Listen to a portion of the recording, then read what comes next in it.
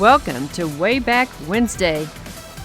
And here we go. Welcome to Nugget 33 with Steve Groman. Genesis 1, verse 11.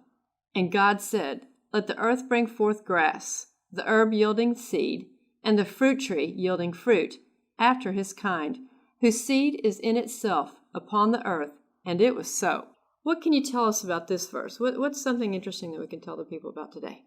Well, about the verse, everything reproduces after its kind. That always is so overlooked. It's so simple. It's so obvious, but yet people tend to overlook it a lot of times when they say evolution happened.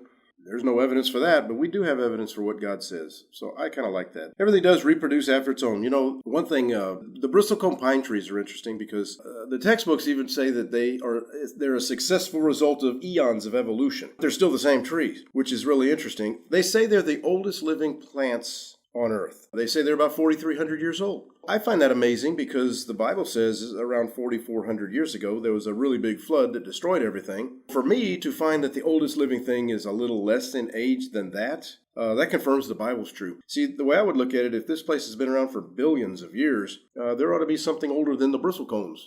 But yet the bristlecones fall in line with where the Bible says the time frame should be. And when we have found the bristlecones, they're the same kind as when that started growing after Noah's flood, Yeah, they're right? the same things. In fact, what's interesting is that there are several places in this country, a few places I should say, where the bristlecone pine trees grow. And we've been to several of them, most of them. And they're oftentimes quite the hike to get into there. But they do core samples on some of these things.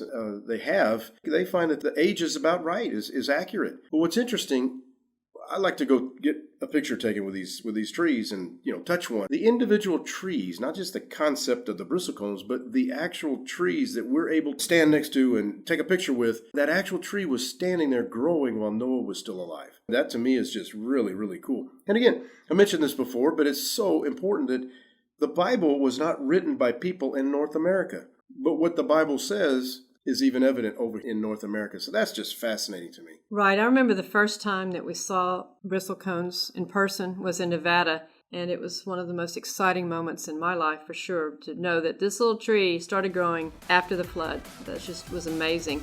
So we've seen them in Nevada and Utah and California. Contact us if you want to know more specifically where you can see a bristlecone. Be ready to hike.